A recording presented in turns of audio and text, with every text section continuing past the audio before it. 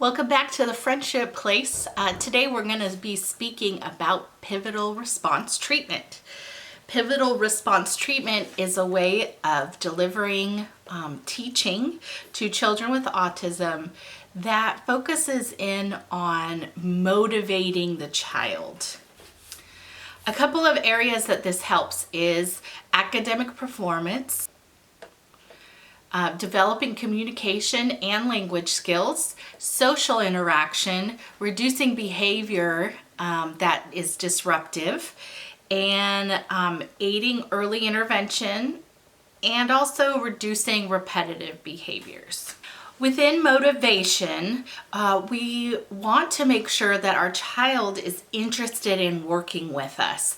They want to know that you're a fun person, that you have lots of things that are fun to do, that it's not all hard work that you just have to grit your teeth and get through.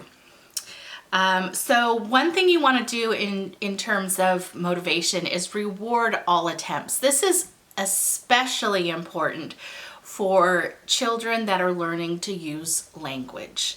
So we're going to reinforce just an attempt at the word, not only saying the word itself perfectly, but also any kind of approximation of making a syllable.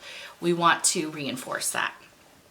You want to provide lots of choice with materials and task choice as well. So you could have one goal you're working on, but have several different ways of reaching that goal, and let the child choose which thing looks more interesting to them. And also we want to vary tasks. So making sure that we're not doing the same task 5 times in a row, that is going to cause a frustration in a child. And some children just simply will not do it a second time. They will scream, run away from the table, have a meltdown, all those sorts of things because they're trying to get away because they're so unhappy. And that's the way that they communicate that. So this is also connected to behavior momentum, where you're starting with tasks that you know they can do, building upon them into the new, trickier area. So we're building a confidence and then putting a challenge within that confidence. And children are much more prone to want to engage in that sort of thing. Also, within PRT, you want to make sure that your reinforcement is directly tied to the task.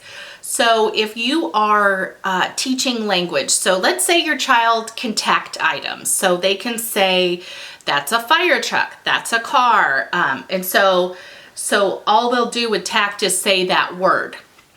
Okay, so they're able to identify what that item is. So let's say you want to start working on I want, so that's a mand. So we want to move from tact to mand, where we're saying, I want fire truck, I want car. And then as soon as they're making an attempt to say that, they're getting the car, they get to play with the car. And so the language is directly attached to the goal.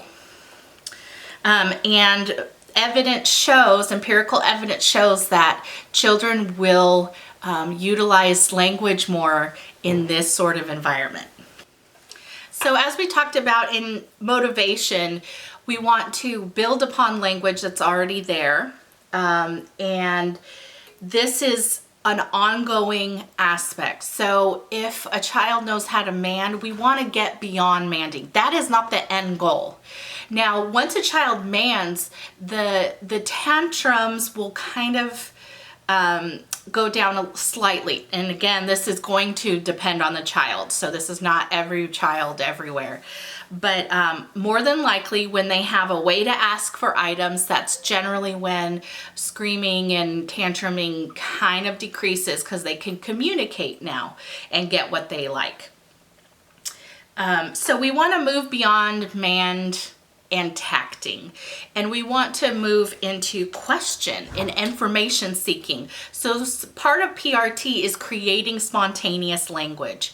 We want children to wonder about things and use language to learn about things. And so we can encourage and reinforce any kind of information gathering questions. And also where questions. So we're working on, where can I find, where would I go if I have a toothache? What would I do if, so these kind of tasks and questions can build up that higher level of language. When it comes to making a social connection, we want to reinforce all attempts as well. So whether that's eye contact, attending at the table with you, maybe your child likes to give hugs and thank you for giving me a hug, thank you for looking at me. So you're identifying what they're doing. Now, do know that some children do not like attention from other people. Social interaction is very anxiety inducing. So know that you're not just praising them, you're scripting what they did for you. That's very important to know. One of the last steps of PRT is looking at self-management. So obviously this has to be taught and trained through the years. That's why we kind of consider it needing to be further down the road. Self-management is so key because you don't have therapy 24 hours a day. And in the summertime, you don't have school. We don't have school right now while we're quarantining. There are holidays. There are so many times when you're going to be alone with your child. And someday down the road, you won't be going to school anymore.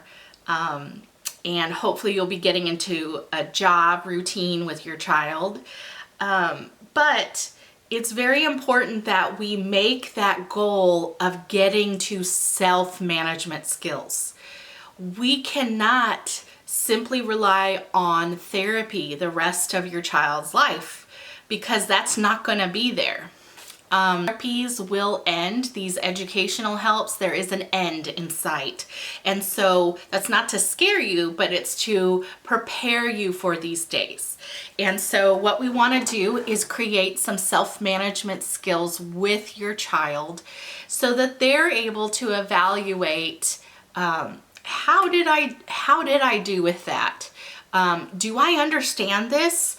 Let's say you're doing a math lesson with your child at home quarantining, okay? And perhaps your child's further along in age and practice, and so you might want to ask a few questions. What was the hardest part of this page? What was easy for you? So you can start having them evaluate their own academics. And also to know that sometimes with autism, they're not going to fully remember what had already taken place. So you may need to work extra hard in conjuring up that information of what happened. So you might want to take note. I saw that you took a little extra time on this question. What do you think? Was that hard? So it might be a good idea to ask those questions as you're going and then also after the task is complete. And know that referring back is going to be much more challenging for your child with autism. So there is much more information on PRT. This is barely scratching the surface. There is an enormous body of information on PRT.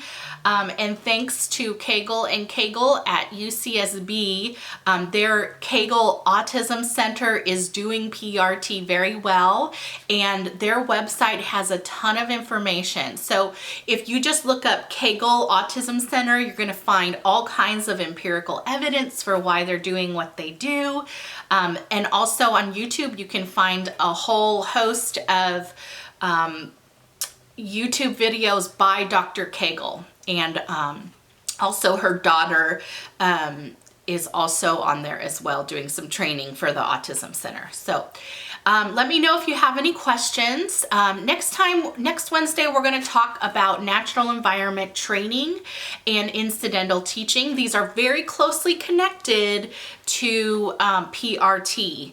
So a lot of people are finding the evidence is showing that natural environment is really where it's at with success with autism. So we want to talk about those things, and your home is the perfect place for natural environment training and teaching. So, all right, we will see you next Wednesday. Join us Sunday for a quick devotional for parents, and we will see you next time. Bye.